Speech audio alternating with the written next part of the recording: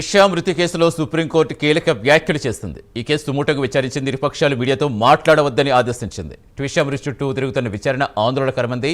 త్రిష మృతిపై నిష్పక్షపాతంగా విచారణ జరగాల్సి ఉందని, ఈ కేసు సీబీఐకి అప్పగించడం సరైన చర్య అంది ధర్మాసనం. ఇప్పటికే మృతురాలు ప్రతిష్ట దెబ్బతీసేందుకు అత్త ప్రయత్నిస్తారని రాష్ట్ర ప్రభుత్వం ఆరోపించింది.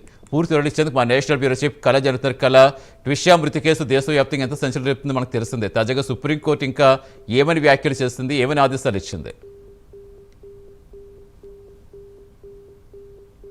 విషయంలో ఎప్పుడైతే ఆమె మరణించిన తర్వాత జరుగుతున్నటువంటి పరిణామాలు, మొదటిసారి పోస్ట్ మార్టం జరిగిన తర్వాత ఈ కుటుంబ సభ్యులంతా కూడా మరొకసారి ఆమె చనిపోయినటువంటి మృతిపై అది ఆత్మహత్య కాదు హత్య అంటూ కూడా చేసినటువంటి, ఇటు ఢిల్లీలో కూడా జంతర్ మంతర్లో కూడా చేసినటువంటి ధర్నాల నిమిత్తంగా ఒక్కసారిగా మరొకసారి రీపోస్ట్ మార్టం చేసే విధంగా కూడా నిన్న భోపాల్లో రీపోస్ట్ మార్టం జరిగింది. కానీ ముఖ్యంగా జరుగుతున్నటువంటి పరిణామాలు, ముఖ్యంగా ఎవరైతే ఇక్కడ టిష్వా శర్మకు సంబంధించినటువంటి కుటుంబ సభ్యులు ప్రధానంగా ఈ కేసుని, అంటే ఇటు వారి అత్తగారు కూడా జిల్లా జడ్జి కాబట్టి, ఆమె భర్త కూడా న్యాయమూర్తి కాబట్టి, వారికి సంబంధించినటువంటి కోర్టుకు సంబంధించినటువంటి సరైనటువంటి న్యాయం జరగదంటూ కూడా జరిగినటువంటి పరిణామాలు. ఒకవైపు సుప్రీంకోర్టు దీన్ని సుమోటోగా తీసుకున్నది. దాదాపు ఒక ప్రముఖమైనటువంటి పత్రికల్లో ఇక్కడ అంటే మరణించినటువంటి ఎవరైతే వ్యక్తి ఈమె టిష్వా శర్మకు సంబంధించినటువంటి న్యాయమూర్తులు ఈమెకు న్యాయం చేస్తారా అన్నటువంటి ఒక ఆర్టికల్ని సుమోటోగా తీసుకొని ఇటు సుప్రీంకోర్టు దాన్ని సుమోటోగా తీసుకోవడం జరిగింది. దీనికి సంబంధించినటువంటి ఈరోజు చాలా కీలకంగా ఈ కేసుని టేకప్ చేయడం జరిగింది. దాదాపు సుప్రీంకోర్టు ఈరోజు చాలా కీలకమైనటువంటి సూచనలు కూడా చేసింది. అటు ఎవరైతే అంటే ఇటు టిష్వా శర్మకు సంబంధించినటువంటి భర్త కూడా న్యాయమూర్తి, తర్వాత అత్తగారు కూడా ఆమె జిల్లా జడ్జి కావటంతో ఒక్కసారిగా కూడా ఆమె ఇచ్చినటువంటి ఒక ఇంటర్వ్యూపై కూడా సుప్రీంకోర్టు ఈరోజు చాలా కీలకంగా కూడా వ్యాఖ్యలు చేయడం జరిగింది.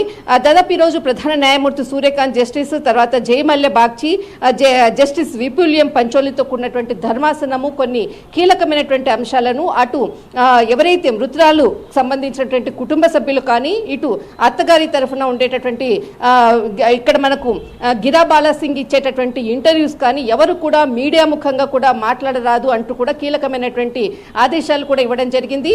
అంతేకాకుండా ఎవరైతే అంటే మృతి చెందినటువంటి కుటుంబ సభ్యులు వెళ్ళి మీడియా మరింత కూడా బాధ పెట్టే విధంగా ప్రశ్నించరాదు, వారికి దూరంగా ఉండాలంటూ కూడా ఇటు సుప్రీంకోర్టు వచ్చి కీలకమైనటువంటి ఉత్తర్వులు జారీ చేసింది. ఇక్కడ అంటే ఇటు మనకు గిరిబాలా సింగ్ ఎవరైతే అంటే అత్తగారి తరఫున వాదించేటటువంటిది, ఇక్కడ మనకు కీలకంగా ప్రముఖ లాయర్లు కూడా దీనికి సంబంధించినటువంటి అంశాలను కూడా స్పష్టంగా అంటే ఆమెకు సంబంధించినటువంటి రికార్డ్స్, ఫోన్ కాల్స్, డాటా అంతా కూడా కోర్టు ముందు సమర్పించడం జరిగింది. కానీ సుప్రీంకోర్టు ఇచ్చినటువంటిది ప్రముఖంగా ఇటు తుషార్ మెహతా అంటే ఇక్కడ సొలిసిటర్ సంబంధించినటువంటిది ఇటు ప్రభుత్వం తరఫున అతడు వాదనలు వినిపించడం జరిగింది. అనుమానాలు అంటే ఎవరైతే ఆత్మహత్య చేసుకున్నటువంటి సంబంధించినటువంటి దానిపై పూర్తి అనుమానాలు ఉంటూ కూడా సుప్రీంకోర్టు మీద ఉంచడము, అటు మరొకటి ఇక్కడ అంటే గిరిబాలా సింగ్ తరఫున సిద్ధార్థ్ లూత్రా ప్రకటన ఇక్కడ తన వాదనలు వినిపించడం జరిగింది.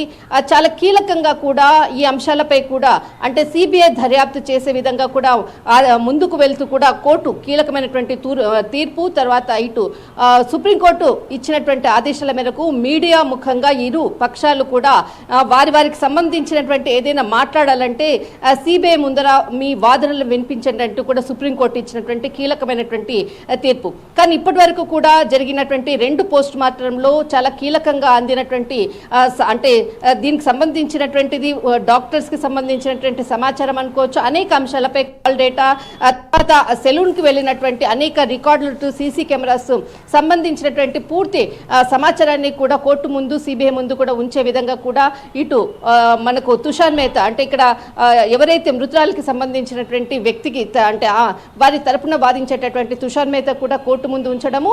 కానీ ఈ రోజు జరిగినటువంటి తీర్పు మాత్రము ఇరు పక్షాల వారిని మీడియా పరంగా కానీ అనేక అంశాలపై కూడా ఎక్కడా కూడా మీ వాదనను కానీ మీరు చెప్పేటటువంటి అంశాలను కూడా ప్రకటించరాదు, దానిపై మీరు అంటే మాట్లాడడానికి అంటే ఎక్కడ కూడా మీరు మాట్లాడరాదు అంటూ కూడా సుప్రీంకోర్టు ఇచ్చినటువంటి ఆదేశాలు చాలా కీలకమైనటువంటి ఆదేశాలు. రైట్, థ్యాంక్ యూ కళ.